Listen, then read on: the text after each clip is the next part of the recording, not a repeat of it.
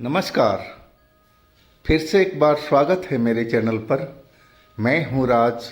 आप देख रहे हैं हाईवे नाइट। दोस्तों, आज की जो कहानी है ये संजय जी की है। संजय जी की कहानी 2003 की है। संजय जी आरा डिस्ट्रिक्ट बिहार के रहने वाले हैं।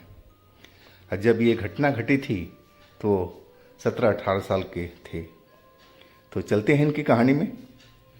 लेकिन दोस्तों, आपने मेरे चैनल को सब्सक्राइब नहीं किया है तो कर लीजिए और साथ में बेल आइकन को दबाना मत भूलिएगा। तो चलते हैं हाईवे नाइट के सफ़र पर। दोस्तों, मेरा नाम संजय है। मैं बिहार का रहने वाला हूँ। ये जब घटना घटी थी तो मैं करीब 17-18 साल का था। मैं पहले अपने परिवार के बारे में आपको बता दूँ। मैं 2 भाई और 1 बहन। मेरे से एक बड़े भाई थे और मेरी बहन भी बड़ी थी। बहन की शादी हो चुकी थी, वो अपने ससुराल में थी। बड़े भाई की शादी हो चुकी थी, भाभी मेरे घर पर थी। मेरे पिताजी गुजर चुके थे, मेरी माँ थी घर पर। और बड़े भाई नौकरी करते थे। तो चलते हैं अब इस घटना में। भैया को गए हुए काफ़ी दिन गुजर चुके थे अपने काम पर। अब हम घर में, मैं, भाभी और माँ, 3 ही लोग बचे थे। बहन तो मेरे जो थी अपने गांव में थी, अपने ससुराल में थी।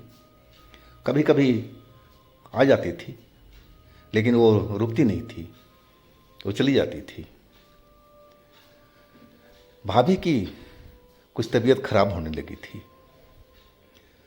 और जो डॉक्टर थे हमारे, मैं उनको जाके बुला लाता था और इलाज उनका करवा रहा था। लेकिन उन्होंने एक टेस्ट लिखा था और टेस्ट जो होना था वो तो शहर में ही होना था। तो भाभी बोली कि चलो ना शहर चलते हैं, टेस्ट करा के लाया जाए। लेकिन मैं बोला कि माँ को आप लेके चले जाओ। लेकिन माँ थी, वो जाने को तैयार नहीं थी। वो कह रही थी कि मैं इतना दूर कहाँ जाऊँ, से तुम ही जाओ भाभी को लेकर के।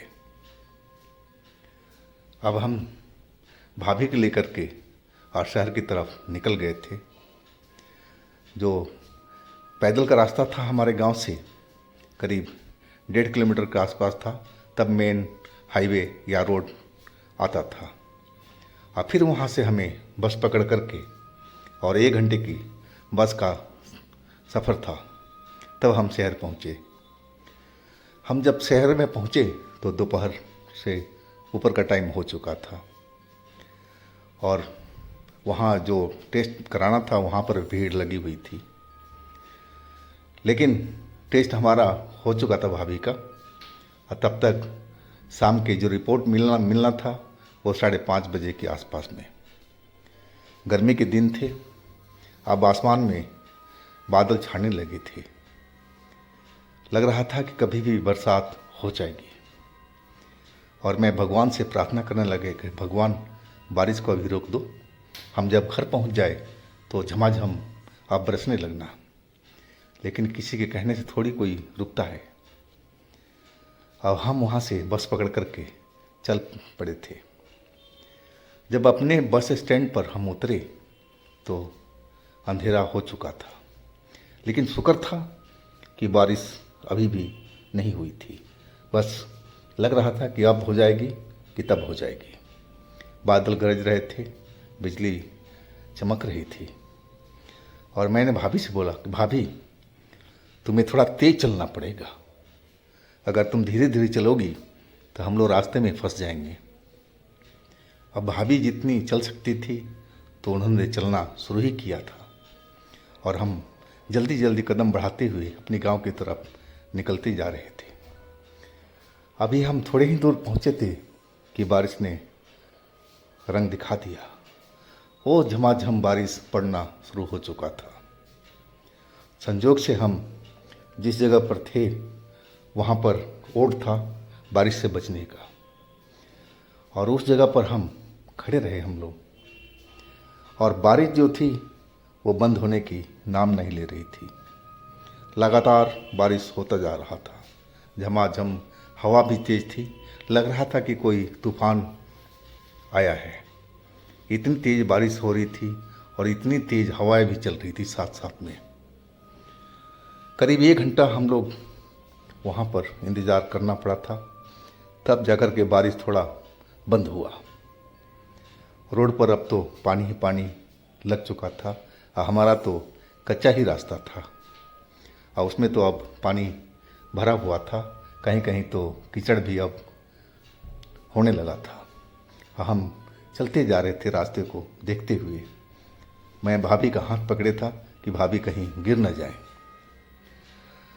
अब हम उस पेड़ के पास में पहुंच गए थे कि जो लोग बाग बोलते थे, गांव के लोग बोलते थे कि उस पेड़ पर कोई भूत प्रेत या चुड़ैल रहा करती है। लेकिन हमने कभी आज तक देखा नहीं था, ना हमारे दोस्तों ने देखा था, ना हमारे उम्र के गांव के किसी लड़कियों ने। लेकिन एक डर सा बना हुआ था शरीर में। उस जगह पर हम जब दिन में भी गुजरते थे ना, तो एक बदन में डर सा एहसास होने लगता था। बरबस हमारी ध्यान पेड़ के ऊपर में चला जाता था। वो पेड़ भी बहुत विशाल था, बड़ा था और वो भी था बरगद का पेड़। हम उस जगह पर पहुंच चुके थे और फिर बारिश अचानक तेज आ चुकी थी। अब बचने का रास्ता वही बरगद का विशाल पेड़ था जिसके नीचे हम लोग खड़े हो गए थे। मैं तो डर रहा था। भाभी को इस चीज़ का बिल्कुल भी पता नहीं था कि इस पेड़ पर क्या रहता है और क्या अफवाह है। वो इस चीज़ को जानती नहीं थी, लेकिन मैं बखूबी जानता था और मैं अंदर अंदर से डरा हुआ भी था कि कहीं ये पेड़ का भूत हमारे पास ना आ जाए। डर तो अंदर से लग रहा था। अब बारिश थी कि रुकने की नाम नहीं ले रही थी। लगातार पानी बरस रहा था। अब जो पेड़ भी था, पेड़ के ऊपर से भी पानी टपकने लगा था। अब हम बिल्कुल पेड़ के तने के साथ में चिपके खड़े थे और तभी हम लोग बचे हुए थे, नहीं तो भीग ही जाते। फिर बारिश बंद हुई तो पूरा तो वैसे भी रात हो चुकी थी। अंधेरा सा हर जगह दिखाई पड़ रहा था। आसमान में तो बादल अभी भी काले काले मंडरा रहे थे। और जैसे ही बारिश बंद हुई और हम लोग चलने के तैयार हुए और तभी लगा कि पेड़ बहुत ज़ोर से हिलने लगा बिना हवा का। मैं एकदम घबरा सा गया था और जैसे ही ज़ोर से हिलने लगा, जो बारिश की बूंदें थी वो धड़ाधड़ नीचे हम लोग के ऊपर में गिरने लगी थी। हम देखने लगे कि आखिर पेड़ क्यों हिल रहा है। लेकिन मैं तो डर गया था। सही मायने में बताऊं आपको कि मुझे तो पता था कि ये भूतिया पेड़ है, इस पर कोई आत्मा या भूत प्रेत रहता है। लेकिन कौन रहता था मुझे भी एक्चुअल में पता नहीं था। हमने तो बस सुना ही सुना था और भाभी को तो बिल्कुल मालूम ही नहीं था। तो बोली चलो ना यहाँ से जल्दी निकला जाए। और जैसे ही हम लोग उस पेड़ के तने से और दूर होने लगे सड़क के तरफ में, और अचानक एक काला साया हमारे सामने में खड़ा हो गया था। वो धुंधला धुंधला सा दिखाई पड़ रहा था। अब मुझे लगा कि वो साया सीधा आकर के हम दोनों की तरफ में आया और हवा में गायब हो गया। मेरे शरीर में तो झुरझुरी सी हो गई थी, लेकिन भाभी बिल्कुल वैसी की वैसी ही थी। वो बोलने लगी चलो ना, अब तो देर हो गया, अब कब हम लोग घर पहुंचेंगे, अब बरसात तो ये होती रहेगी। बरसात तो जारी था हल्का हल्का सा, लेकिन हम लोग अब रुकने वाले नहीं थे, बूंद से डरने वाले नहीं थे, क्योंकि अब ज़्यादा अंधेरा होने लगा था। अंधेरा हो ही चुका था कहा जाए तो। और वो जो मैं साया देखा था, मुझे समझ में नहीं आया कि आखिर था क्या वो। परछाई तो किसी को होने से रहा, तो आखिर क्या था। लेकिन उसके बाद में वो नज़र नहीं आया था और हम दोनों अपने गांव की तरफ बढ़ चुके थे।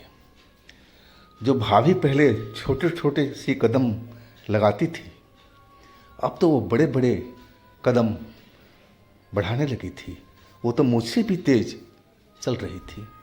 मैं इस बदलाव को देख कर के हैरान सा रह गया था कि आखिर भाभी को क्या हो गया, इतने तेज तेज कैसे चल रही है। ये तो बहुत धीरे धीरे चलती थी।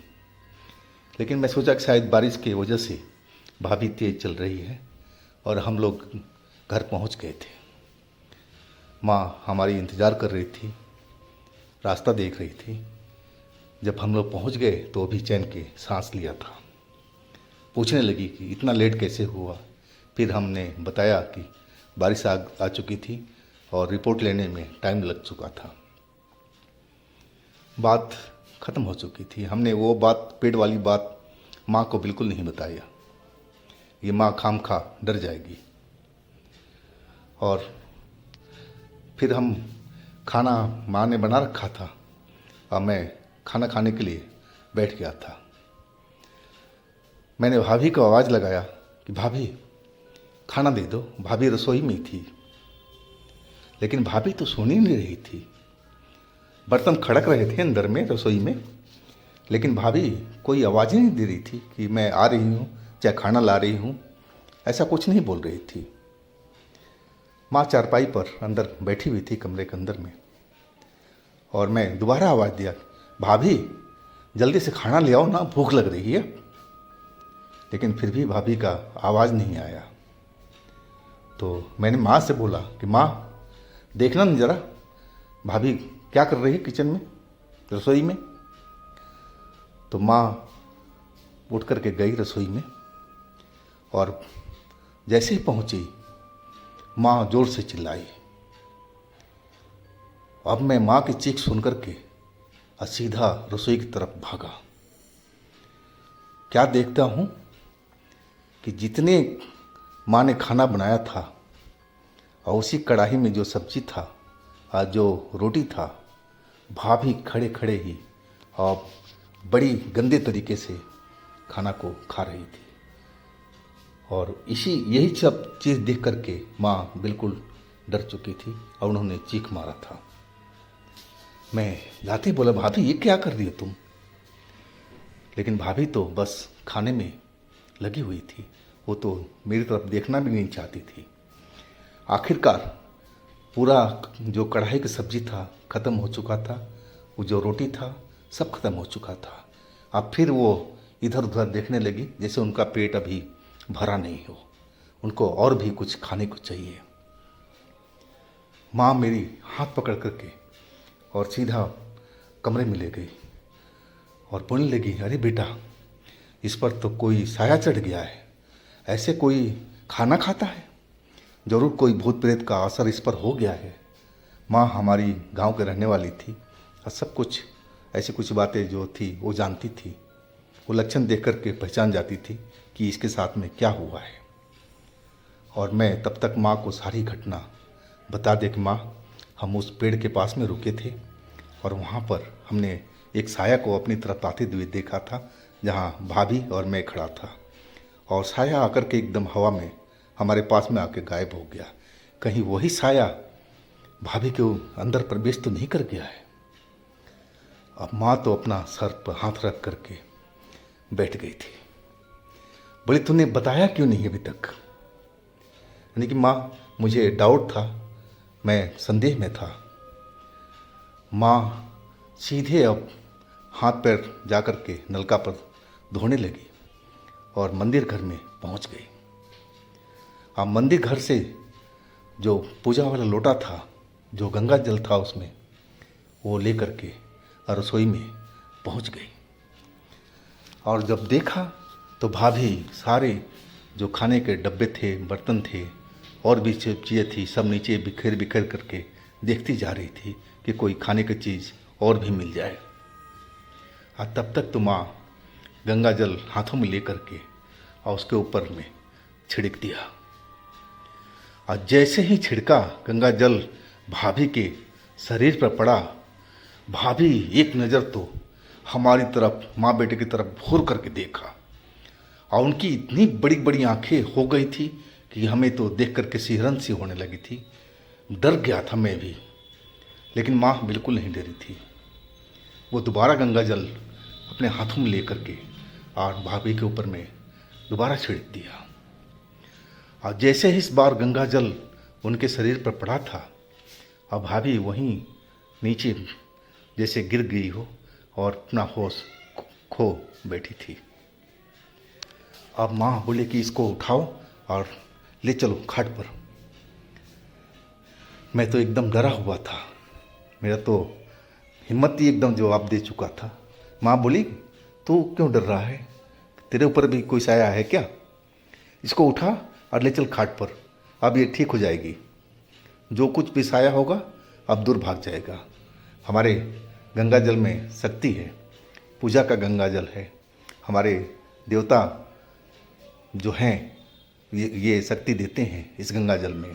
माँ बहुत सारी बातें बताने लगी जो मुझे याद नहीं है पूरा, लेकिन मैंने देख लिया था कि वाकई उस गंगा जल में शक्ति तो थी।